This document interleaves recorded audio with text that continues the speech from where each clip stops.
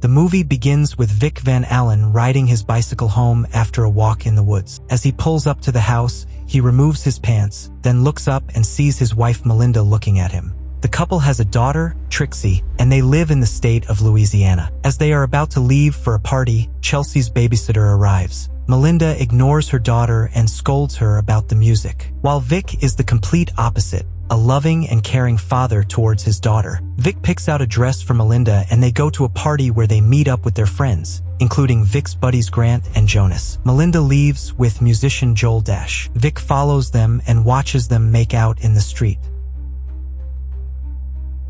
He returns and talks to his other friend, Mary, who expresses concern to Vic about Melinda flirting and seeing other men. But Vic says it's none of his business. Melinda tunes in and starts playing a song on the piano. Joel approaches Vic to chat. Joel says that he appreciates his peace of mind about dating his wife and that he considers him a friend. When they are alone in the kitchen, Vic casually mentions another buddy Melinda had, named Martin McCrae, who went missing a month ago. Vic threateningly tells Joel that he killed him with a hammer, and Joel takes this as a serious threat against him. Joel quickly leaves the party and Melinda tries to figure out why. She asks her husband what he said to Joel that made him leave. Vic lies and tells her he didn't say anything. After returning home and paying the babysitter, Vic takes care of his wife and gives her a massage, but she still sends him off to sleep in the other room. Rumors spread through the neighborhood that Vic killed Martin, though he claims he didn't intend to threaten Joel. His friends and neighbors don't know that Vic and Melinda have a personal arrangement. They remain together in a loveless marriage under the compromise that Melinda can have multiple partners. This news reaches Melinda and she becomes very upset with him for preventing her partners. Joel plans to move out for the weekend, so Melinda invites him to dinner and demands that Vic apologize to him. The dinner goes about as awkwardly as one would expect, and after Vic puts Trixie to bed, Trixie tells him that she doesn't like Joel. Vic goes downstairs, and while Melinda goes to the bathroom, she asks him to go apologize to Joel. He goes to give Joel another drink. Vic says that a cab came to pick Joel up, but Joel says he didn't call it, to which Vic replies that he's the one who called the cab, and it's time for the guy to get the hell out of the house. The Van Allens go to a banquet where they meet couple Don and Kelly Wilson. Don is a writer, and Vic tells him that he works part-time for a magazine company and creates web pages. Vic took early retirement because of a chip he created for a drone that is used in military operations. Don hears about Vic allegedly killing Martin and brings it up, but everyone guffaws and doesn't take it seriously. Later, Vic is dancing with Kelly and Melinda watches him and is jealous. She brings it up on the way home, and that's enough to make them run to the bedroom.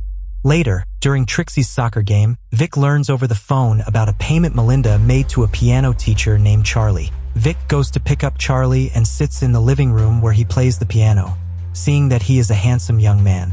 Shortly afterward, Melinda arrives and listens to Charlie play.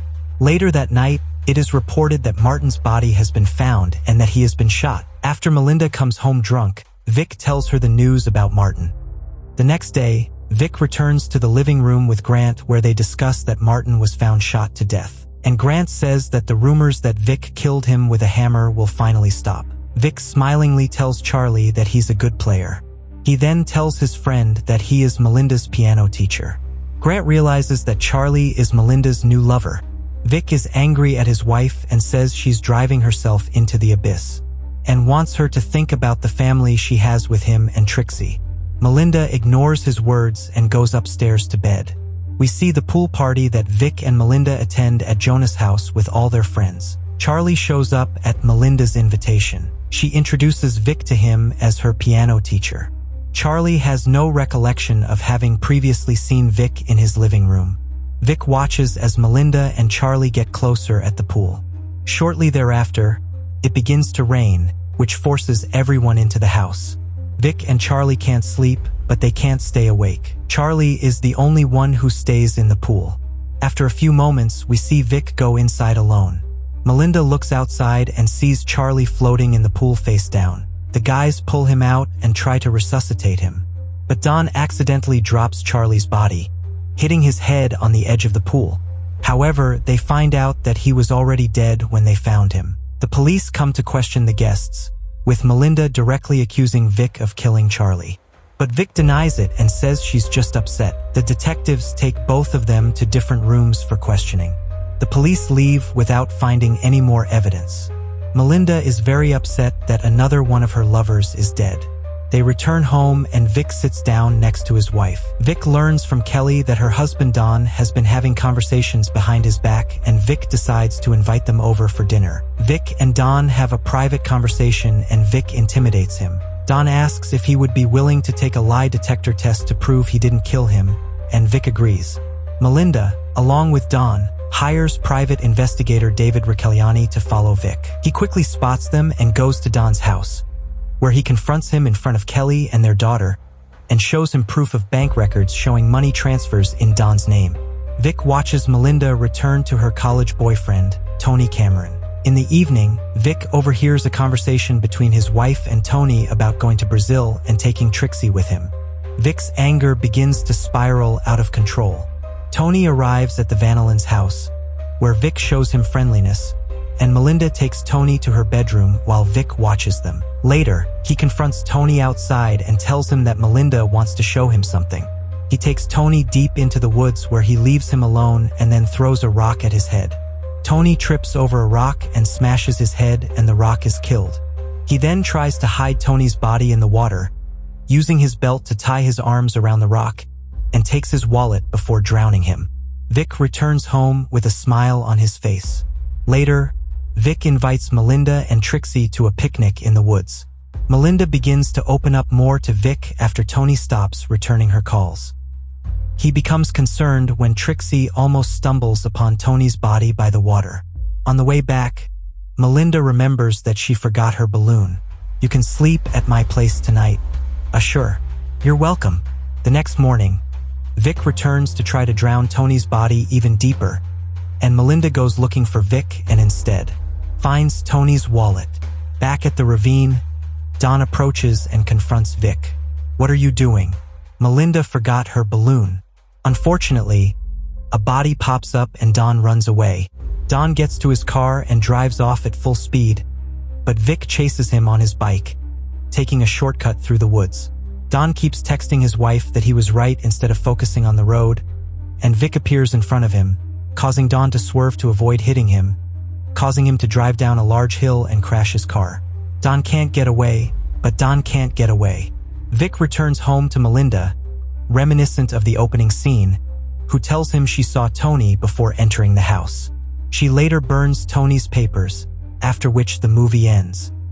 Dan is a young writer walking down a street in downtown London. He spots a young woman with short red-dyed hair walking in the opposite direction, and they make eye contact and begin to smile at one another. Not being used to cars driving on the left side of the road in the UK, she steps into traffic after looking the wrong way and gets hit by a car. Dan runs to her side and she looks up and says, "Hello, stranger." She isn't badly hurt, aside from a bruised left knee and some cuts and bruises, and Dan takes her to the hospital where they start to get to know each other. As they're leaving the hospital, they pass by a park that Dan remembers from when he was little. They pass a wall and notice that it has the names of firemen, policemen, or anyone else who has given their life to save another person. They get on the bus and continue their conversation. We learn that Dan is a wannabe writer who daylights as an obituary writer. The young American woman introduces herself as Alice Ayers. She claims that she is a stripper from New York City who has come to London to leave a bad relationship. They finally arrive at Dan's office. He says goodbye and starts to leave and then turns around. When asked if he has a girlfriend, he says yes. 1 year later, Dan is having his photo taken in a small artist studio by Anna. Dan and Alice are living together, and Dan has written a novel about his romantic life with Alice. Anna is taking his photo for the dust jacket of his recently published book. Anna is an American photographer who mainly takes portraits of strangers. She mentions that she likes to go to the aquarium and possibly take photos of people there. She reveals to Dan that she's currently separated from her husband. He learns that she's read his book and likes it. They kiss one another and she learns that he's got a girlfriend and the book is based on her. She ends the kiss at the point, while he's professing that he likes her a lot and needs to see her. She tells him to get over it. At this point the doorbell buzzes and it's Alice, who has come to meet Dan having just gotten off her job at a local coffee shop. He lets her up to the studio where she and Anna meet. Alice's hair is slightly longer and is now in its natural medium brown color. Alice asks Anna to take her photograph and Dan leaves so the two of them can be alone. She begins to take her photo and Alice reveals that she heard their conversation on the intercom when she was downstairs. She turns away and Anna begins to apologize. Alice turns back with tears in her eyes and yells at Anna to take the picture. A little later,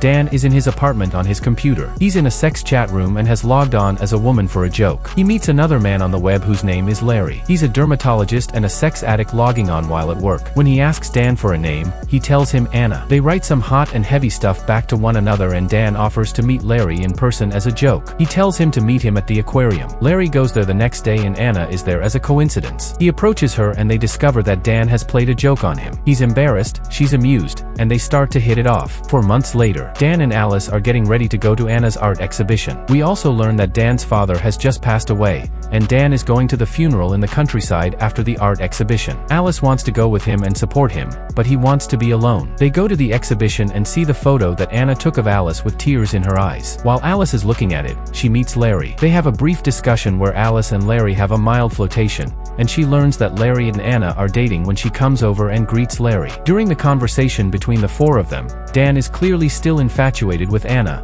and she tells him and Alice how she and Larry met, and that they call him Cupid. We also learn that Dan's book failed and he is once again an obituary writer. A little later, Dan puts Alice in a taxi cab outside the building, pretending that he's heading straight to the funeral, when actually he goes back to talk to Anna again. Another year later, Dan comes into his apartment at first telling Alice that he's been at a business dinner. Finally, he admits that he's been seeing Anna and that they've been having an affair since the evening at the art exhibition. At the same time, Anna is in her apartment with Larry. They are married now and Larry has just returned from a business trip. She doesn't tell him anything at first. Larry says he can't stand lying to her and admits that he slept with a prostitute on his trip. She simply tells him it's okay and then it comes out that she's been having an affair with Dan. Larry is furious and asks her why she bothered to marry him. She says she tried to end it with Dan when she and Larry decided to get married, but it started up again. Larry wants explicit details about her and Dan and she gives them to him. He's furious and tells her to leave. Back at Dan's apartment, Alice is heartbroken and in tears. Dan tries to comfort her and apologizes for hurting her. She leaves the apartment and he has no idea where she's gone. 6 months later, Larry enters a strip club for a drink and he spots Alice, who's working there as a stripper wearing a skimpy top, G-string and a pink wig. He arranges a private dance with her in room. She gives him one willingly. Afterwards, she flirts and smiles and tells him her name is Jane Jones as part of the act. Larry is torn up about his recent divorce proceedings from Anna and gets frustrated that Alice plays with him and won't take him seriously. He says he wants to sleep with her and she tells him no. Then he asks for a more intimate look at her. She does what he asks. A few months later, Anna is rushing to meet Dan at a music concert. She apologizes for being late. They sit to have a drink and we learn that she met Larry earlier in the day to have him sign the divorce papers. A few moments later, Dan guesses that Anna slept with Larry that day, and he was right. A flashback shows the meeting earlier, and Larry saying that he will sign the divorce papers if she'll sleep with him one last time. She agrees. Anna says she did it to end the whole thing and that all Larry got was her body. Dan is still upset. Another few months later, Dan storms into Larry's office and angrily reveals that Anna has left him and is back with Larry. Dan tries to confront him and claim that this is all Larry's fault,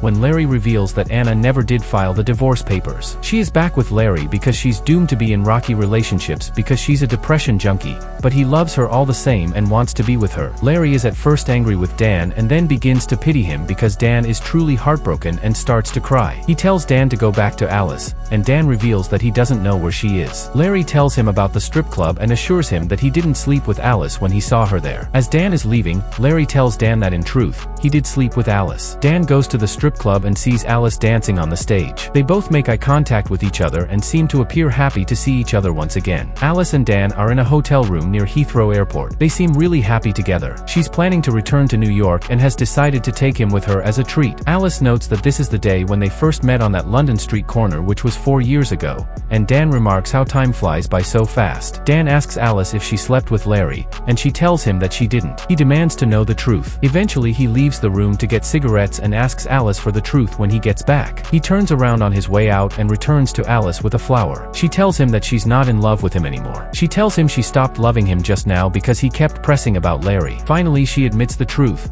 she and Larry did sleep together that night after they ran into each other at the strip club. Dan tells her he has known all along and has forgiven her already. He tells her that it doesn't matter and he loves her, but she's fed up and tells him to leave. She starts yelling at him and he slaps her. Shocked by this outburst of violence, Dan leaves the hotel room. Alice arrives back in New York by herself. At the same time, Dan has remained in London. He passes the park from the first day they met and notices one of the names on the wall is Alice Ayres. Back in New York, when Alice is going through immigration, we see that her real name on her passport is Jane Jones, the name she had given Larry when he had pressed her for her real name in the strip club. Jane, Alice walks down a busy street in New York, and then she crosses a street against the "Don't Walk" signal, reminding us of the opening scene when she carelessly crossed a street in London, was struck by a taxi, and met Dan. Nonetheless, she is back in her home country, to face an uncertain future, alone. There's a forest in the west of Ireland that's not on any map. They say it lures people who get lost and never lets them go. John is now running through it trying to find his way out before nightfall. His watch has stopped and he keeps coming back to the same place, not to mention the many signs with different numbers pointing to the point of no return. Suddenly a flock of birds flies over John and he notices that it is night and tries to climb a tree to hide. Unfortunately, the branch breaks and he falls. Terrified, John reaches into his bag for his knife, but a mysterious creature appears and drags him away before he can defend himself. Meanwhile, in the city, Mina, an American immigrant and artist, works in a pet store. One afternoon, her boss introduces her to a bird that needs to be taken to a zoo in a neighboring town and asks her to do it. Mina names the bird Darwin and takes it home. She tells him that today is the 15th anniversary of her mother's death, so she will go to visit today to forget herself. She puts on a wig and goes to a bar under an assumed name to meet the guys. The next morning, she asks Darwin not to judge her, explaining that she likes playing dress-up because she doesn't like the real her. She drives out of town in her car to make a delivery, driving through the countryside and stopping only to get gas. During the trip, her twin sister calls her, but Mina doesn't pick up the phone and listens to the voicemail. The sister reprimands Mina for not attending their mother's wake and says it's been 15 years and it's time for Mina to stop avoiding her family. Ignoring the message, Mina drives off in her car, not noticing a sign with dozens of missing persons notices. Moments later, Mina crosses into the woods and gets lost. Her phone and car radio begin to fail right before the car breaks down, leaving Mina stranded. She gets out of the car and finds a point of no return sign that makes her think someone lives nearby. Mina returns to the car, takes her bag and Darwin, and then starts wandering around crying out for help. Nothing happens and Mina decides to go back, but when she turns around, the car is gone. Now she has no choice but to continue wandering around looking for a way out. When night falls, a flock of birds suddenly flies over her. She hears some sounds and notices an elderly woman running nearby. Desperate, Mina runs after her and sees her enter a building where the woman tells her to hurry inside if she wants to live. Mina does so and finds two more people inside. The old woman says her name is Madeline and the others are Sierra and Daniel. They got lost in the woods too, so they are now hiding there. The group drags Mina to the mirrored window and Madeline explains that the creatures outside are called Watchers. They come every night to watch through the window and leave by sundown. Madeline makes Mina take a step forward and the Watchers are heard clapping their hands in greeting. Afterward, Mina sits and stares at the mirrored window, thinking of her mother. In the morning, Mina leaves the coop without heeding the warnings of the others. As she wanders alone, she hears her name being whispered and notices a girl in the distance asking her why she did what she did. Frightened, Mina starts running and makes it to the top of a hill where she realizes she is in the middle of nowhere with no end in sight. When Mina returns, Madeline tells her that they all tried to leave but no one could. The forest causes hallucinations and can drive a person insane. The signs are landmarks placed in a circle half a day's journey from the coop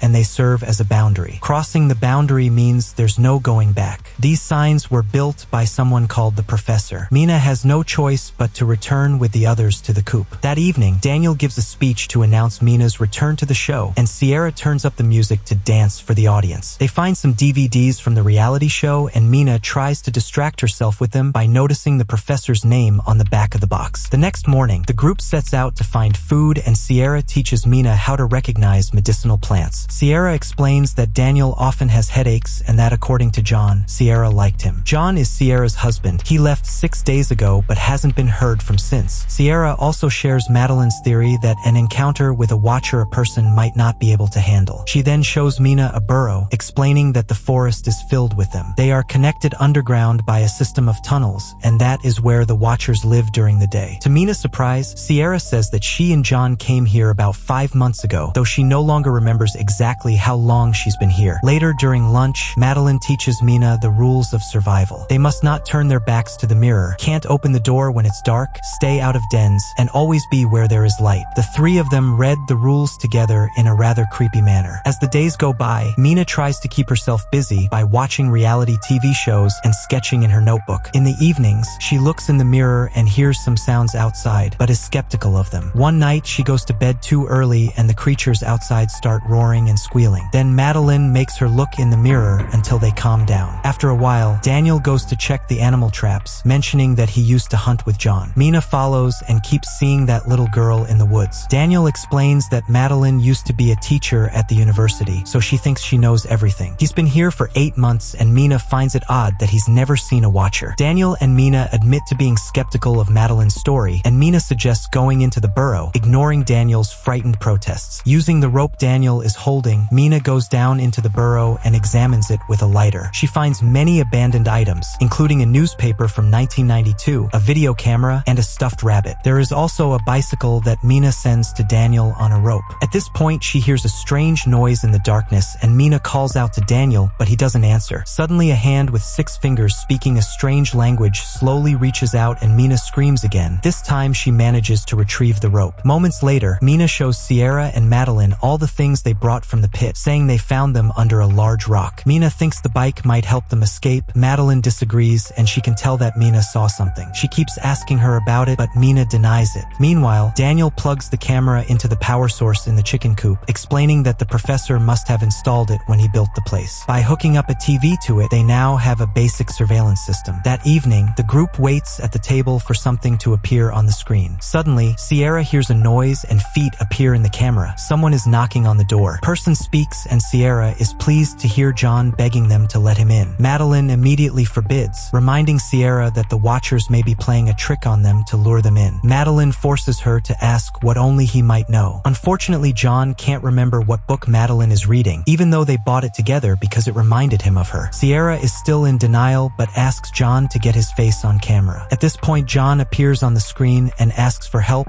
and is dragged away. Then something hits the camera, shattering it. The group runs to stand in front of the mirror, and an enraged onlooker outside hits it several times until it splits. The next morning, Madeline throws her bike back into the burrow, hoping to calm the watchers. Mina promises she won't break the rules again. The bike is dragged away into the darkness. A flashback shows young Mina riding in a car with her sister and mother, and it is revealed that the girl in the woods looks like twins. Mina continued to break the rules, which caused an argument with her mother, who was closing the window and caught Mina's fingers. Her screaming distracted the mother, and this led to the accident. In the present, Mina continues to sketch signs and comments on the fact that the forest is playing with her mind by marking trees she has already checked out. Weeks pass, the days getting colder and shorter. Everyone has lost all hope of rescue and is starting to crack at the seams. Mina overhears Madeline snapping at Daniel, scolding him for not catching anything in a while, and they may starve to death soon. In the coop, Sierra ignores all the bickering and watches a reality show while Mina continues to draw on the floor. Suddenly, she turns around and notices that Sierra has disappeared. Mina runs into the woods and finds Sierra standing by a hole contemplating self-destruction to be with John again. That moment, they hear a scream and go to the noise to find Daniel tying up Madeline. She says that Daniel has gone nuts, but Daniel just announces that they will play by their own rules now and runs back to the coop. Sierra runs after him, but Mina stays behind to free Madeline. The duo then return to the coop but find that Daniel and Sierra have locked the door. Birds start flying around them, and so they only have to run and hide in one of the traps, which has a rotting smell that can hide their scent. While Sierra and Daniel are standing in front of the mirror, a watcher finally appears over the trap, but he can't detect the women and runs to the coop. He stands up to his full height and roars, summoning more imposing watchers. When they get too close to the coop, Daniel informs them that 2 of them are missing, and the watchers set off to find the missing women. When the area around the coop is cleared, Mina and Madeline run up to the door and beg for mercy. Mina begins to talk about how it was her fault her mother died, and how she can't live with the guilt, and tells Daniel that he will be haunted by the same mistake. The door finally finally opens and the duo rush inside, then lock it again. Madeline immediately berates Daniel and tells him that she should have killed him months ago, but now it's more important to deal with the Watchers. The group stands in front of the window and Madeline tells them that she used to teach folklore and mythology. She came to the forest for research, and the first night she saw a Watcher who looked like a deformed version of her. Watchers appear in many classic stories and are also known as changelings or fairies. They want to observe people in order to study them and eventually become them. Suddenly, a Watcher knocks on the door, copying Sierra's voice and begging for help. Soon more Watchers start climbing over the coop, imitating the voices of the humans to try and lure them out of there. After the group pushes a table in front of the door, they hear a strange noise and notice a square on the floor under the carpet. As the Watchers outside behave more and more aggressively, Daniel hits the square until it opens and they discover the bunker. The group immediately go downstairs with Darwin and close the hatch just before the Watchers go completely insane in the coop. Turning on the lights, they discover the place where the professor used to work. It's full of files, books, and food that will keep them going for a long time. There is also a very old computer here that has no internet access, but Mina finds a series of records started in the year 2009. Professor Rory tells how he is mesmerized by the creatures that watch him through the window. Each clip shows Rory gradually losing his mind, and eventually he says that the people he hired to build the chicken coop were being killed every day by the observers. In another clip, he mentions that a Watcher appeared to him in the form of a little girl, and he wonders if people can use this power. In the next recording, Rory manages to catch the Watcher and tries to befriend it. The creature was furious. The last video was recorded on day 300 and Rory admitted defeat. He planned to kill himself and the Watcher, but he had a message in case someone found out. He left a boat on the river, number 134, which can be found by following the birds. Rory also asked the viewer to go to his office at the university and destroy all his stuff. Mina cries after hearing gunshots in the recording. The group agrees to go on a boat in the morning. The next morning, the group follows Mina's trail until they find sign 134. There they free Darwin and begin to follow him. Eventually they find a stone marker and Madeline explains that this is where the fairies were imprisoned after losing the war with the humans. Since then they have been trying to return but have lost their wings and magic, and so now can't stand the sun. As the group runs, Mina keeps seeing little girls nearby. Soon it begins to rain and birds fly around them, heralding the coming of night. The group hears the Watchers approaching, so they hurry until they reach the river. The women manage to get into the boat. Daniel hears John's voice and freezes. A few seconds later, Daniel appears, dragging John to shore, and Sierra tries to warn him that he's not real, but it's too late. The fake John changes shape and kills Daniel with his claws. Then his body goes numb and more Watchers surround him and watch the trio as they row away. Madeline tells the others not to worry because the Watchers cannot leave the forest. In the morning, the women and Darwin finally find a bridge, cross it, and wait for a bus to pass by. Luckily, the driver lets them in and they can relax on their way back to town. Later, while taking a shower, Mina keeps remembering her mother's death. She was lying in the middle of the road and her sister was calling out to her, showing the scars on her face. The next day, Mina goes to the university to fulfill Rory's last wish by pretending to be his niece. She discovers a blueprint of a chicken coop, the first draft of a research paper on the Watchers, and a tape recorder with some of Rory's research that follows an illustrated scroll. Before the war, fairies lived peacefully with humans, befriending and sometimes mating. These couples produced half-breed children who could walk in the sun, and Rory believes they could continue to hide in human society. Mina looks at the huge work of art and finds some photos that shock her. In the evening, Mina visits Sierra and shows her the photos, which reveal that Madeline was Rory's wife. However, she died in the year 2001 of lung cancer. Mina assumes that Rory was trying to use the observer he captured to get his wife back, and that he was the Madeline they met. At this point, a car pulls up to the house and the real Sierra appears, which means that Madeline's Watcher has been pretending to be Sierra for Mina all along. The real Sierra enters the house and the Watcher crawls across the ceiling and turns into John and uses his voice to distract Sierra and punch her unconscious. Mina tries to run away, but the Watcher catches up with her and starts throwing her around, complaining about people and taking the form of Daniel. As Mina falls, a mirror shatters and she grabs a shard to defend herself, but the Watcher just drags her along, thanking her for helping him out. The Watcher then goes outside, taking Madeline's form, and explains that he always wanted to leave the forest because the other Watchers mocked him for being able to walk in the sun. They called him a daywalker and a freak, so he went to Rory in hopes that he would help him escape. However, when Rory tried to shoot him, the Watcher killed him first. In just a few seconds, the Watcher transforms into Rory and then into Mina, grabbing the real woman by the neck to kill her and take her body. Mina says that Rory had a secret and the Watcher leaves her to let her talk. boardwalk, having learned about half-bloods and that there are many more hiding among the humans. The Watcher realizes that while living as Madeline, he was able to feel human emotions due to his mixed blood, and suddenly his body transforms, revealing wings. He flies out onto the roof and tells Mina that he hopes the girl said, and there are more like him before he flies away. Mina then checks on Sierra's condition, which thankfully is fine. After a while, Mina finally visits her sister and her children to reconcile. She also shares her experience in the forest, explaining that sometimes she feels as if Madeline's Watcher is hiding in the crowd and watching her. It takes many forms, but the most common is the little girl Rory saw. In the window, Darwin is watching the streets and the Watcher is watching him back.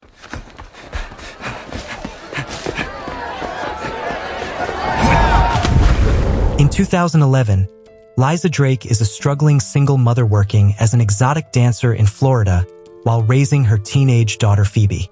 After meeting Pete Brenner at her club and having a friendly and casual conversation, he offers her a job paying $100,000 per year. Later, Liza is called into her daughter's school when her daughter and her friends are suspended for starting a fire near the campus. Liza takes Phoebe and her niece home, where she's living out of her sister's garage. After an argument about money, her sister kicks her out and Liza and Phoebe move into a motel. Liza meets Camille and Sydney at the motel. After her car is repossessed, Liza decides to take Pete up on his job offer and tracks him down to his office at pharmaceutical company Xana. She is unaware that the cash-strapped startup is having a hard time breaking into the market and is desperately scrambling for additional investors to fund a marketing push in the run-up to its planned IPO. Xana's cancer pain relief medication has a market penetration of less than 1%. But Pete says it takes only 5 minutes to kick in and is not addictive like other pain medications in the market. Eric Paley is the CEO and believes that with a penetration of 22%, Xana will be a $1 billion valuation company. Larkin is the VP of marketing. Pete looks at Liza's dismal resume and forges a more impressive curricula vitae, claiming she has a bachelor's degree in biochemistry. He then takes her to meet the founder of the company, Dr. Jack Neal, who hires her immediately despite the company being on an apparent hiring freeze. Pete gives her a 5-day probation to convince a major physician to prescribe their marquee drug, Lonafin. Pete tells Liza that she can $40,000 per month on a full-dose sale for one patient. Dr. Lydell is a doctor who has prescribed over $9 million worth of pain medications for the competition in the last 12 months alone. Liza goes through the entire list of potential clients in fewer than 5 days and fails to secure any prescriptions. Meanwhile, Phoebe experiences a seizure, and they learn she has CAVM. Thinking the job opportunity is over, she returns to the office of Dr. Lydell, her first sales attempt to collect a piece of Tupperware she left with him, and overhears a cancer patient and his wife discussing the poor side effects he's experiencing from a more commonly prescribed drug. After making a convincing and transparent case that Lonafin would be a better option for his patient, Lydell agrees to prescribe it. Liza also invites him to help launch their speaker program wherein he can share his testimony about the drug's efficacy as a physician. But speaker programs require the company to pick up the expenses for the doctor to fly around to exotic locations, and Xana did not have the money. Larkin refuses to fund it, so Liza convinces Pete to fund it out of pocket and in exchange take the 10-point commission on Lydell sales directly, without going through the company. The event initially fails, as the whole thing was severely underfunded and nobody showed up, and Lydell nearly ends his relationship with Xana despite his patient praising the drug. But Liza is able to salvage the situation and turn it into a proper speaker program. When Pete offers Lydell financial incentives for $1,500 per week to prescribe Lonafin, Lydell officially signs on. A few days later, Pete shows Liza that Lydell has been prescribing Lonafin as often as he can. He switches 40 patients in 3 days. Liza makes $600,000 in the first year. After her success with Lydell, a flood of new recruits arrives hoping to join Xana as sales reps.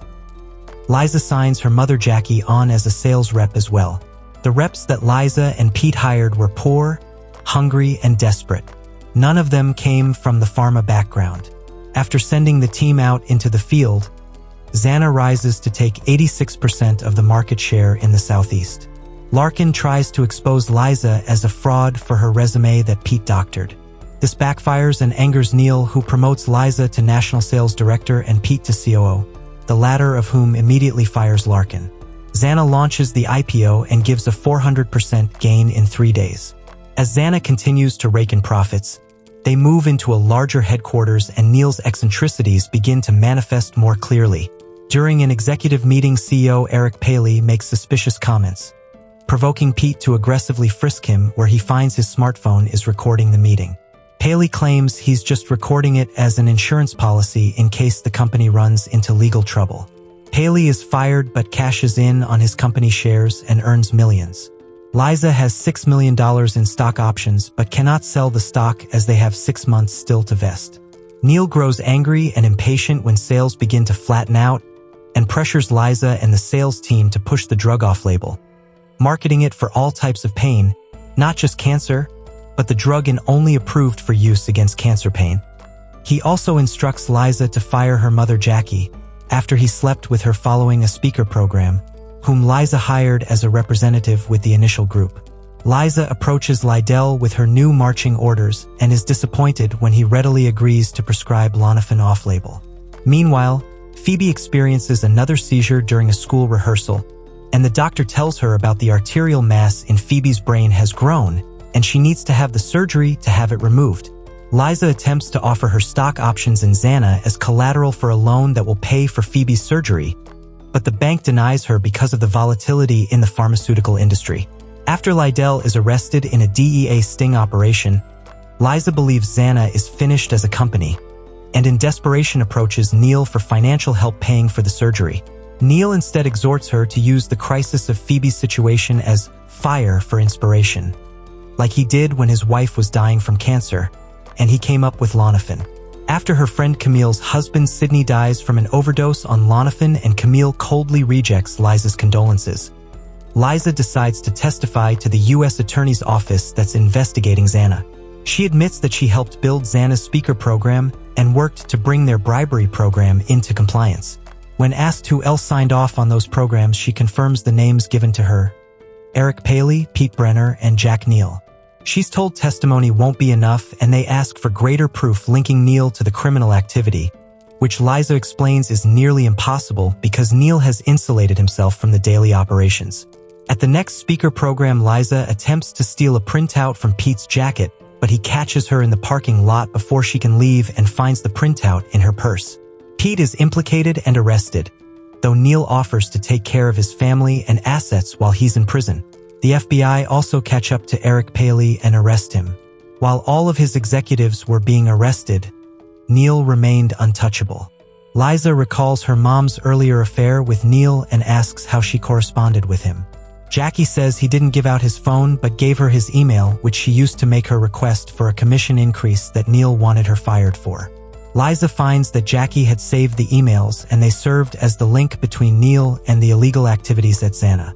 In the U.S. Attorney's depositions, experts reveal that Lonafin is just fentanyl, which is why non-terminal patients who were prescribed the drug became addicted and often died from overdose. Lydell, 40 months, Paley, 16 months, Brenner, 36 months, and Neil, 66 months, all received fines and prison sentences. After a heartfelt apology given in court, and the U.S. Attorney's recommendation that Liza not serve a prison sentence in order not to discourage future whistleblowers, the judge still sentences Liza to 16 months in prison, stating that her greed cost lives. 15 months later, Liza has been released early and has partnered with her mother and some of the original sales representatives from Xana to form the cosmetics company that she and Jackie had envisioned when Liza was still living in her sister's garage. Liza considers that she almost never thinks about her former career with Xana, except when she can't sleep. She'll dream about running Xana as the CEO and saving it from the corruption that became its downfall, but she quickly abandons those thoughts because they scare her. Gotham City, 1981. The city's utilities are on strike and unemployment is rampant. A failed comedian named Arthur Fleck lives with his ailing mother Penny. He works as a clown in a small entertainment agency and dreams of a career as a stand-up comic. His idol is the popular TV host Murray Franklin, whose evening show Arthur and his mother watch every day. The failed comedian even imagines how well their meeting could have turned out in reality. In addition, Arthur suffers from a neurological disorder that causes him to laugh in tense situations.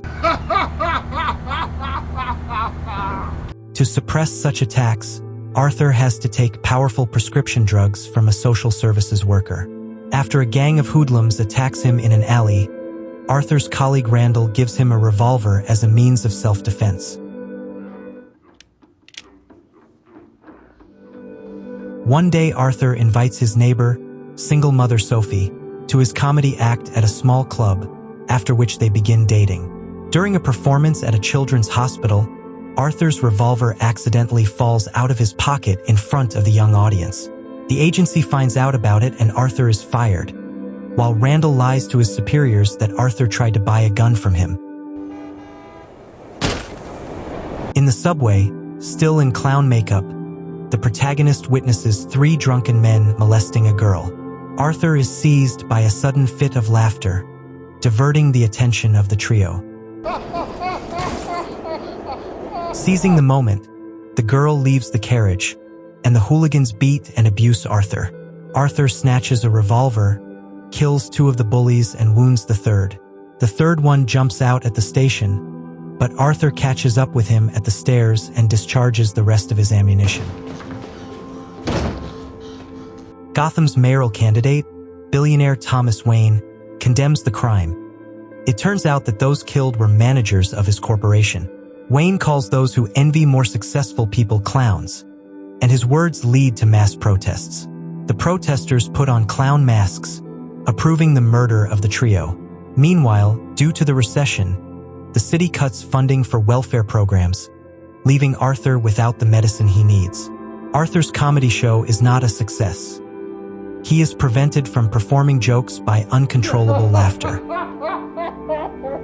Meanwhile, Arthur manages to read a letter written by his mother, which she asked him to send to Thomas Wayne. The letter reveals that Arthur is the illegitimate son of Thomas Wayne.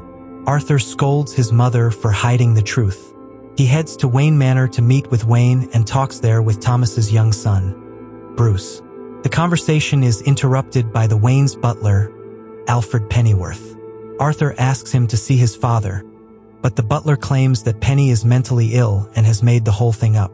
After saying this, Arthur attacks Alfred and runs away.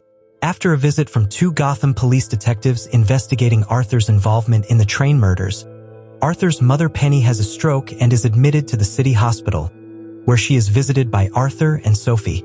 Murray Franklin, a popular late-night talk show host, mocks Arthur on his television program by showing a segment of his performance and mockingly calls Arthur a joker. Under the guise of a member of the maintenance staff, Arthur sneaks into Wayne Hall, meets Thomas Wayne, who confirms the butler's version that Penny is delusional and Arthur is not really her own son. Arthur still can't believe it. He becomes hysterical and later has a fit of laughter, provoking Thomas Wayne to punch him. In an attempt to establish the truth, Arthur comes to Arkham Asylum, persuades the clerk of the registrar's office to give him his mother's file, and upon refusal simply takes the documents and runs away. The documents reveal that Penny adopted Arthur and allowed her boyfriend to beat him severely, which once ended in a serious head injury. Earlier, Penny had assured Arthur that Thomas Wayne had used his influence to falsify the adoption and send her to the asylum, thus confusing his family tree. Arthur then shows up unannounced at Sophie's apartment. A frightened neighbor asks him to leave. At this point, it becomes clear that their previous encounters were only Arthur's delusional fantasies. He leaves, heads to the hospital to see Penny and kills her. On the heels of the popularity of Arthur's performance footage, which has generated unexpected interest among viewers, he is invited to appear on Murray's show. The hapless comedian accepts the invitation, planning to commit suicide that night on the show's live broadcast. While preparing for the show, he is visited by his former co-workers Gary and Randall, who ask how he is feeling, to which Arthur replies that he is feeling great because he has stopped taking pills. They express their condolences to Arthur on the death of his mother, and Randall at the same time tries to negotiate over the revolver he gave Arthur. Arthur brutally murders Randall, but leaves Gary alive as the only one of the firm's employees who has always treated him well. On his way to the studio on a subway train filled with clown demonstrators, Arthur is chased by two detectives. One of them inadvertently shoots at the protesters, riots break out, and Arthur leaves, taking advantage of the resulting chaos. Before the show begins, Murray warmly chats with Arthur, who asks the host to introduce him as the Joker. Arthur appears on air, fulfilling a lifelong dream. He starts telling unfunny jokes and then confesses that he killed those people on the train and is unrepentant because society deserves it. Murray gets into a discussion with Arthur, but the latter accuses the presenter of mocking him, and instead of a pre-planned suicide, he kills the presenter himself with a revolver, and then addresses the viewers with the words from the show's slogan, "That's life." The police arrest Arthur. Viewers panic and riots break out in the street. Wayne and his wife and son make their way through the troubled streets of Gotham as they leave the movie theater. They turn down a quiet alley, but there they are overtaken by one of the protesters wearing a clown mask. He kills Thomas Wayne and his wife Martha, leaving their son Bruce alive. One of the protesters crashes into a police car carrying Arthur, who is dragged out of the car by the protesters and laid on the hood. After Arthur regains consciousness, he rises to the shouts of the crowd, draws a smile on his face with blood, then turns to the protesters and spins around in a jubilant dance. At last, the Joker becomes a hero in the eyes of the crowd and receives the recognition he has desired all his life. At the end of the movie, Arthur, placed in a ward at Arkham Asylum, laughs. A female psychiatrist asks him why he is doing this. Arthur replies that he made up a joke. When asked to tell it, he replies, "You wouldn't understand," and then starts humming the theme song of Murray's show, "That's Life." In the next scene, Arthur walks out into the corridor, leaving bloody footprints on the floor, presumably having killed the doctor to escape the orderlies chasing him.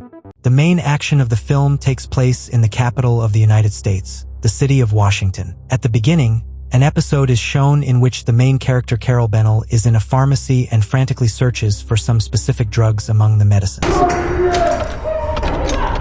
The space shuttle Patriot explodes in the dense layers of the atmosphere while trying to make an unplanned landing on Earth. Tucker Kaufman, a high-ranking official and the ex-husband of the main character, arrives at the headquarters organized by the military at the site of the fall of the shuttle wreckage, where the current situation is outlined to him. The debris is infected and the infection zone stretches for 300 kilometers from Dallas to Washington. Along the way of the fall of these debris, the organism that caused the infection is extremely tenacious, has haploid characteristics what is inherent in endospores, and so far only one thing is clear, that it is of extraterrestrial origin. When leaving the headquarters, a girl runs up to Kaufman and hands him a piece of sheathing with the words, "Sir, this fell on our roof." He automatically takes it in his hand and immediately throws it away, injuring his finger. Upon arrival home, he is greeted by a Labrador and immediately runs away with a growl. Kaufman goes to bed and during sleep is covered with some kind of film. Carol wakes up screaming and runs into the bedroom to her son, whose name is Oliver, where she comforts him from a nightmare. In the morning, Tucker calls her with a request to meet with her son. She goes to her office where her regular client Wendy is already waiting for her, complaining about her husband that he is not who he was before and just killed their pet. In the evening, Carol and her friend Jill accompany their children asking for Halloween candy, and an aggressive dog rushes at the children behind one of the doors.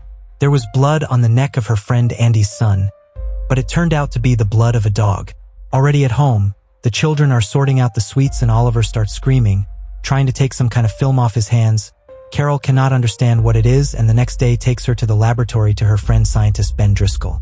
At this time, officials of the presidential administration and various experts, including Kaufman, are present at the meeting where the issue of curbing the spread of the new virus is being resolved. The waiters serve them coffee into which they spew out some liquid. Carol takes her son to his father and on the way almost gets into an accident involving a woman who almost got under their wheels. She leaves Oliver at Tucker's and goes with Ben to an evening event at the Czech embassy, while her ex-husband mysteriously treats their son to hot chocolate. At the party, Carol meets the outrageous diplomat Yuri. After dinner, Ben kisses Carol, but she asks him to leave everything as it is and stay friends. Already at home, she is attacked by a man from the census department who tried to break into her house, but she fought back and he left. Carol goes to work in the morning. People on the street are behaving strangely, clients have canceled sessions, and the secretary brings a cup of tea and insistently asks Carol to try it. But at the last moment the phone rings and she rushes to the laboratory where the results of the film study are obtained. The sample looks like night sweat, only instead of evaporating it has hardened. It partially consists of spent white blood cells, which are found in any infection, which means that the sleep hormones served as a catalyst in some kind of metabolic reaction and then were removed. Heating these viral cells to 370 degrees did not destroy them. Colleagues from the Fort Detrick laboratory hypothesized that this is a reasonable perfect unit with the size of only a few cells, which integrates its DNA into the human body and reprograms the human genome overnight. At this time, Ludmila calls from the Czech embassy and says that something terrible is happening to Yuri. They go to her and see Yuri sleeping and covered in slime. After that, they decide to take samples and film everything on camera. Carol takes pictures of Yuri with a flash on her phone camera and wakes him up. He attacks her and then lets go and dies in convulsions, as the process of reformatting him has not been completed. Carol urgently goes to get her son, but her ex-husband did not have him at home, and Tucker himself knocks her on her back and infects her with mucus. She runs out of the house, the neighbors chase her, but the girl manages to get on the subway. There are two uninfected married couples in the carriage, and the African-American, realizing that she is not transformed either, tells her that they can be deceived if they do not show their emotions. At this moment, a group of people from the next car enters the car, and they run to the end of the train trying to escape, but only Carol breaks out. In the back rooms of the subway, she stumbles upon a zombified employee and kills him with his own pistol. Carol, in search of her son, gets to her friend Jill, who is infected, but Carol deceives her with her unflappable behavior. Not finding her son at her house, she returns to the Czech mansion to her friends. After consulting, they decide to go to Fort Detrick, 200 kilometers from Washington, where they were promised admission. But Carol doesn't want to go without her son. On the street, they meet Carol's client Wendy, who was captured by the police, and she shouts to them that she was already asleep but does not look infected. Interested in this, they go to Carol's office and understand from Wendy's story that she had encephalitis, which was a complication after chickenpox, and not simple but acute disseminated encephalitis, affecting the white matter of the brain, not gray. And the heroine of the girl remembers that last year her son also had chickenpox and he was vaccinated. But it was a new type of chickenpox, and in the hospital he was diagnosed with acute multiple encephalomyelitis. They report their discovery at Fort Detrick, where they are preparing and testing a vaccine against the infection. Then a message arrives on her cell phone in which Oliver informs her that he is with Tucker's mother. Ben helps her break through the military cordon and stays in Washington while she takes the train to her son. On the train, she bumps into Oliver's friend Jean, who tells her that his mother died after failing to transform. He offers her to sleep and she agrees and pretends that she has transformed by wearing the films she found in the toilet. At the train station, they are met by her ex-husband Tucker, and they go to his mother. Carol enters her son's room. They look at each other for a long time, trying to figure out if one of them has changed. Realizing that they have not, they hug, and at that moment Jean comes into the room and sees their emotions. She pushes him, he falls and loses consciousness from hitting the headboard. They escape from the house and hide in the basement, but Tucker finds them, and in a scuffle, she kills him with a hammer blow to the back of the head. Then they run to the pharmacy, and the episode that was at the beginning of the film repeats. She finds adrenaline and explains to her son how to use it, and in the back room she discovers sleeping infected people, takes a gun from a sleeping policeman and locks them up. While they are waiting for Ben, she falls asleep and begins to transform, but Oliver gives her an adrenaline shot in her heart, thereby waking her up and stopping the transformation. Ben arrives, unlocks the back room, and releases the zombies. When trying to grab her, Carol kills everyone and wounds Ben in the leg. This is followed by an exciting chase scene in which zombies try to grab Carol and her son. They escape with the help of Dr. Gallian, who arrived by helicopter. The news shows about vaccination of the population through water and food, spraying the vaccine from helicopters. Dr. Galliana gives an interview in which he says that the virus is over and those who have recovered do not remember anything and perceive what happened to them as a dream. The film ends with a scene in which Carol accompanies Oliver and Andy to school in the kitchen, and Ben is sitting at the table with a newspaper. As a postscript, Yuri's words sound that people are capable of terrible things in certain conditions, and that if you imagine a world without wars and disasters, it means imagining a world without people. The movie begins with a scene of a gourmet meal being prepared while a voiceover says that there are 3 types of people: those at the top, those at the bottom, and those who fall. A man named Goring wakes up in a concrete cell on the 48th floor. His cellmate Trimagashi explains to him that he is in an experimental facility built in the form of a tower with a shaft running down the center, through which a platform with food passes every day. It's not known how many floors this shaft has, but it's definitely more than 132. As Trimagashi has been on it. The inmates of the lower tiers of the prison get the food left over from the meals of the people from the previous levels. Each level has only 1 cell with 2 prisoners, with the surviving prisoners randomly moving to another level at the end of the month. Before arriving at the prison, prisoners can take 1 item of their choice with them. Goring chose the book Don Quixote, while his cellmate Trimagashi chose a self-sharpening knife. Over the course of a month, the characters get to know each other and become friends, revealing details of their lives to each other. It turns out that Goring went here willingly to obtain some kind of certificate, while Trimagashi was sent here for breaking the law and committing manslaughter. Trimagashi says that during his time here, he found himself on floors of varying heights. Goring suspects that Trimagashi has killed and eaten his neighbor, and is blunt about it. One day, a murdered man falls from above, and a few days later a bloody woman named Maharu descends on the food platform, who Trimagashi says is looking for her child on the lower levels.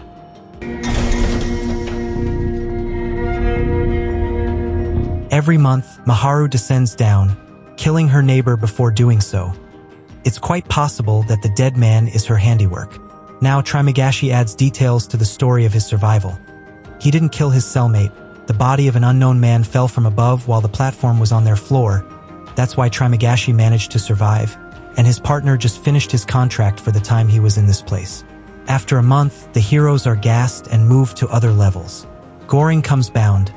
Trimagashi explains to him that they are on the very bad 171st level, where not even a crumb of food reaches, and so he will keep Goring as his snail for a purification period, after which Trimagashi will have to cut chunks off Goring for the survival of them both.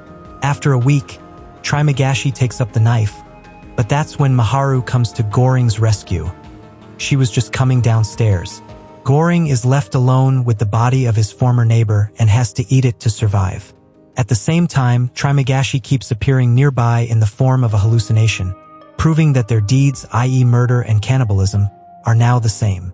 But Goring denies it. Thus another month passes. Now Goring comes to his senses on the good 33rd floor, and his roommate is Imajirai. As an authorized item, she has brought her dog with her. Goring recognizes her. She was an employee of this research center, and she was the one who conducted the interview. Imajirai tells him that she is terminally ill with cancer, that she doesn't have long to live, that she came of her own free will, and that she chose Goring as her partner because he was the only one who brought a book with him. She also talks about the structure of the tower. The administration calls it a vertical self-service center. There are 200 floors in total, and if people distributed the food properly, there would be enough for everyone. Imajirai decides to alternate her portion of food with her dogs, and is also trying to appeal to the people at the bottom, urging them to create equal-sized portions for themselves and share their food evenly. She believes that someday there must be spontaneous solidarity in the place where they are. It is this solidarity that is being explored through the platform. Imajirai's words are ignored and ridiculed until Goring yells at those below, threatening to defecate on the food if they don't listen. Additionally, the ground-level scenes are shown where the cookare are loading the floor with food and where the head cook is reprimanded for hair in the panna-cotta. The cookare add a plate of snails to the platform. It was the snails that Goring listed as his favorite dish during the interview. One day, Maharu comes down from above again. She kills Imajirai's dog and eats it. Goring tries to explain that Maharu is doing this for the sake of her child, but Imajirai claims that there is no one under 16 in the tower, that Maharu had no child, that she entered the tower as an aspiring actress, and that none of this fits the image of a serial killer. A month later, the characters are relocated. Goring wakes up on the 202nd floor. This is lower than Imagiri had assumed, believing that there are only 200 floors. Imagiri kills herself, and her hallucination now also haunts Goring, urging her to eat her body, because that's what she killed herself for. Goring spends this month almost delirious and eats his book. A month later, Goring is moved again. This time he comes to his senses on the 6th floor. His partner is Bahara, who is eager to get out and get to floor 0, and his object is a rope. At first it seems that the people living a floor above want to help him, but in fact they mock him. Bahara almost falls into a hole and loses his rope. Goring convinces him to arm himself and go down on the platform, along with distributing all the food for the people below level 50, since the people above level 50 already eat every day. He estimated that the tower had about 250 floors, as Goring factored in the platform's travel time and its stopping time. After breaking the iron frames of the beds located in the chamber, the allies get improvised batons as weapons and begin moving down the platform. Along the way they encounter misunderstandings, such as one of the men resenting the fact that he himself has spent a month on level 100 and is now entitled to enough food. Goring and Bahara bully people into defending food, until they encounter Bahara's teacher, who chides them for treading on food and not having an idea of their own. They soon come up with the idea that if a Pannakata rises up on an empty platform, it will be an image of the idea of humanity, a message to the administration and a symbol that food is far from the most important thing for survival. The characters try to get their message across to people, but the lower they go down, the more brutal they have to behave. People don't listen, pounce on food, and food is too scarce even considering the 50 floors they've skipped. On their way down, they protect the Pannakata and see various people with their items. A violin, a surfboard, wads of money, guns. On one of the floors, they find dead bodies. Perhaps this is where Maharu woke up. It turns out that the platform doesn't stop at floors with the dead, which means there may be even more floors than Goring originally thought when calculating the stops. On the floor below, they encounter armed men who kill Maharu. Goring and Bahara fight them and defeat them, but they themselves are mortally wounded. Now the heroes have nothing to lose. They decide to go down to the lowest level, and on the 333rd level, under the bed, they notice Maharu's child, a girl of about 5 years old. Although they need the Pannakata, they feed it to the child. They decide that the message will be the child herself. Goring leaves the dead Bahara on the level and together with the girl descends to the lowest, uninhabited level. Here the finale becomes metaphorical. The hallucination of Trimagesi takes Goring off the platform, and the platform itself flies upwards with the sleeping child. 2 busloads of schoolgirls are driving along a highway through a forest. Everyone is chatting merrily, and a lonely girl named Mitsuka is writing a poem. Her friends ask her to break away from her notebook for once and enjoy the world. Mitsuka bends down to pick up her pen when a gust of hurricane-force wind hits the school bus and blows it through, cutting all the other passengers to pieces. When Mitsuka looks up, the bus has no roof and her friends are missing the top halves of their bodies. Moments later, a second gust of wind hits, but Mitsuka manages to dodge in time to avoid being killed, as do her friends. When the bus stops, she gets off of it and runs down the highway across the top halves of the bodies. In front of her is a group of 4 girls. She pushes one of them to the ground, saving her life, while the other girls suffer the same fate. But just moments later, a girl dies trying to save a group of cyclists. Left alone again, Mitsuka runs as far as she can and reaches the river. Toward the shore use several bodies of schoolgirls. She washes her face and changes into a clean uniform before heading off to wander the highway again. After hours of pointless walking, she reaches the girls' school. Oddly enough, the uniform she has changed into matches the uniform of the school. The schoolgirls recognize her. Mitsuka doesn't ask them anything and doesn't tell them about the mass murder that happened earlier. She is too stunned to react properly. Suddenly, her friend Aki approaches her. They don't know each other, but Aki says they always went to the same school. When a gust of wind hits them,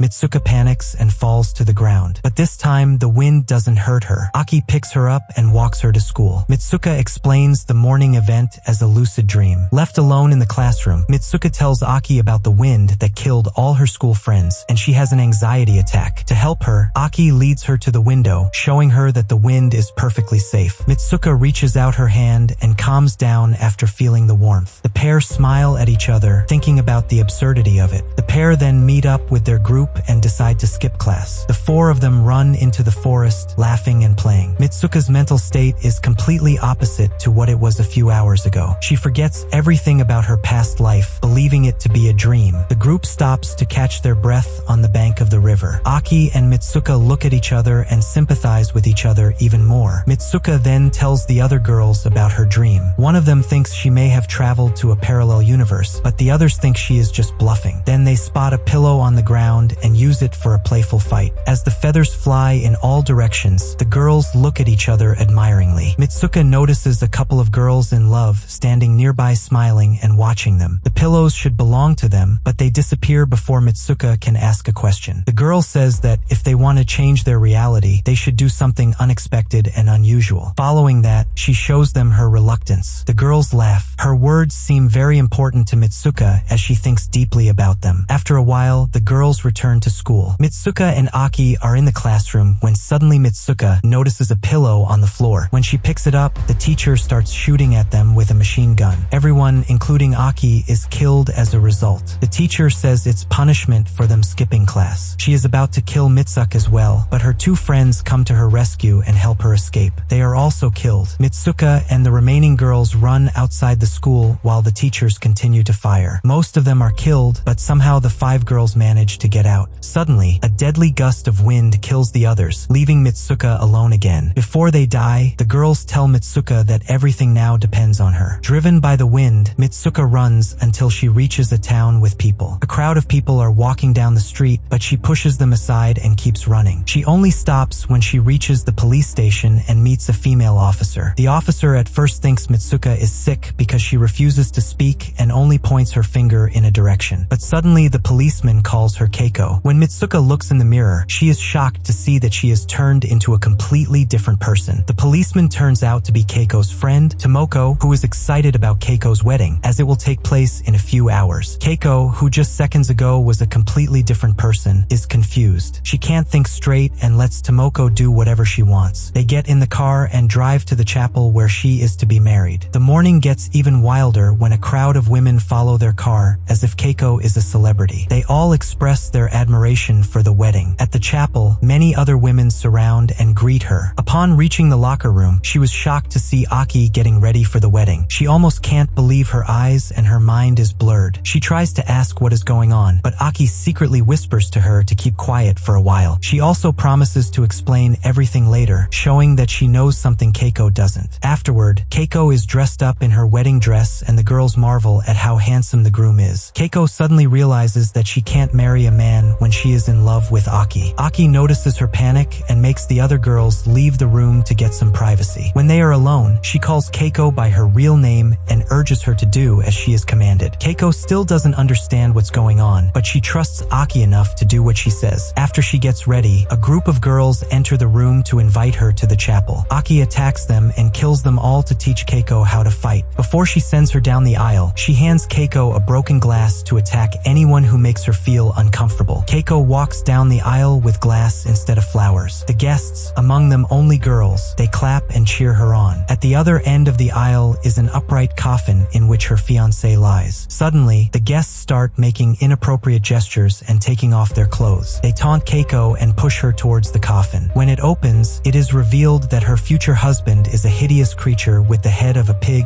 and the body of a man. The crowd forces her to kiss him, but Keiko stabs him with a glass instead. In a roar of anger, she also kills several of the girls around her. Aki arrives in time to save her, but they are stopped by a duo of teachers from the previous school. They fight and manage to escape outside the church. Aki distracts the teachers and Keiko keeps running until she is stopped by a girl in a tracksuit. The girl calls her Izumi and invites her to the marathon. Keiko looks at her face in the mirror and is surprised to see that she has changed back into someone else. She is now Izumi, the marathon running star that everyone loves. The crowd cheers for her as she runs runs with her friends. Her friends tell her that she has always been a good runner since middle school. Izumi doesn't understand what they are talking about, but by this time she doesn't want to know the answers. Soon she starts to enjoy herself and sees her high school friends running alongside her. But then her fiancé Pig and teachers start running after her. The girls ask Izumi to be brave because she is the only one who can out of this world. Izumi runs faster than ever and finally succeeds. Izumi runs but does not reach the cave. A schoolgirl finds her and brings her to a group of several girls just like her, who are standing with their hair covering their faces. The girl tries to kill Izumi, claiming that if she doesn't die, everyone else will. Aki arrives just in time to save her friend. She asks Izumi to repeat Yamatsuka's words. When Izumi complies with the request, she returns to her original Mitsuka form. As a final step to get out of this world, Mitsuka must pull the two threads coming out through Aki's wrists, which will cut her. She doesn't want to hurt the person she loves most in the world, but Aki forces her to pull the strings. As a result, she is cut in half, and Mitsuka enters the real world. She finds herself in a restaurant where, for the first time in the movie, men appear. As she walks further in, she sees a bunch of perverts looking at a poster of her with her picture of Izumi and Kika. The website reveals that she is in a depraved city called Man World, filled only with men who enjoy a violent 3D survival video game called TK. The only controllable characters in the game are Mitsuka, Izumi, and Kika, and all three are her. A man recognizes Mitsuka and tells her that she is in the future. Mitsuka loses consciousness and wakes up in a cave-like room where all the characters in the game are represented as mannequins. Wandering around, she stumbles upon an old man playing the game on his TV. He tells her that she is in a future 150 years in the future. When she was in high school, she was someone he admired. After she died, he took her DNA and her friends and created clones for his 3D game to entertain men. A younger version of the old man appears. He undresses and asks her to go to bed with him. The old man tells her that the final stage of the game is the fulfillment of his most cherished wish, to become intimate with her. The man is about to touch her when she suddenly remembers the words of her friend, who asked her to do something unusual to get out of the illusion. Mitsuka follows the advice and attacks the man, yelling at him to stop playing with girls like children. Mitsuka doesn't want her to get any of it, so she doesn't get any of it. She rips up one of the pillows and the white feathers turn red from her anger. Finally, she snatches the cane from the old man and does the unthinkable. Since her death was never part of the game, in the last scene Mitsuka wakes up alone in a field of white snow. She realizes that it's over, which means she will never have to be trapped in the game again. Although the movie seems quirky and nonsensical half the time, it is a metaphor for girl-on-girl love and the struggles she faces as a woman in Japan. Each of the three different girls represents a woman struggling with different but interconnected issues. Mitsuka is a high school girl who is in love with another girl. The scene in which they see a pillow in the middle of the forest depicts how women with a different orientation are marginalized in society. Similarly, Keiko is a woman who is forced to marry a man she does not love. Consequently, she sees him as a disgusting pig who only wants one thing from her. Then there's Zumi, who is a talented and determined girl, but she may not be a very good woman, but she may not be a very good woman, but she may not be a very good woman. But she runs away from the pig, which means that some kind of male presence stands in her way of success. In the end, the old man making girls characters in his game clearly shows how society is dominated by men who take advantage of women and their problems. Mitsuka is only freed from slavery when she dies.